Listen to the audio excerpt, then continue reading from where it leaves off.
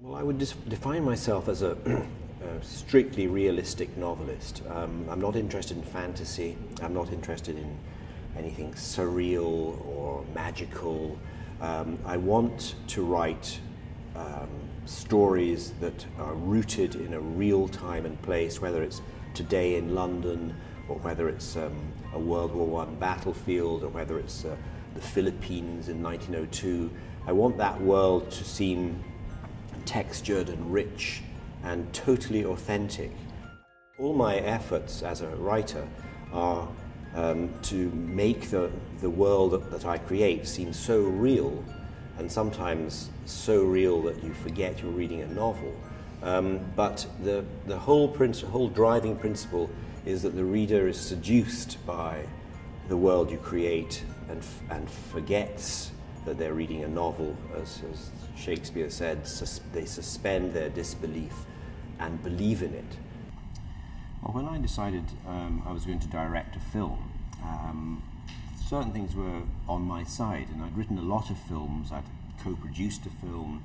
I knew the industrial processes of filmmaking very well. I'd been through casting, and I'd been through pre-production, post-production, scoring films, sound. I knew how films were made, and I knew how to write a film. But the one thing I didn't know, and the one fear I had, the one anxiety that kind of hovered around my head, was how would I get on with actors? How would the working relationship be between me, film director, and the actors we hired?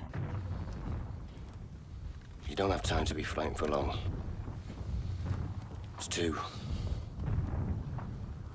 strange. When you go over the top, you're in another world. Whenever they had a question, which is when the actor-director relationship really gets crucial. Why am I saying this now? The actor will say. And if you don't have the answer, that's when the trust in the director begins to erode, and you can't just say because it's written down. You know, it never works. You have to be able to instantly give an answer to these kind of questions. I don't understand why I'm not crying.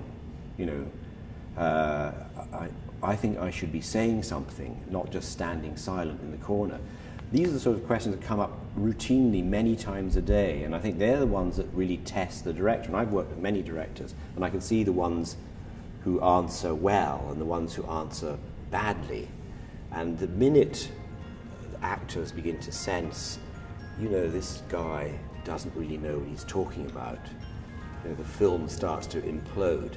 And but that was the lesson I learned, and it was a lesson learned out of fear, really, rather than experience. But it's, I think it's incredibly valuable, and it's something that now I'm sort of on the production side of more films that I've written.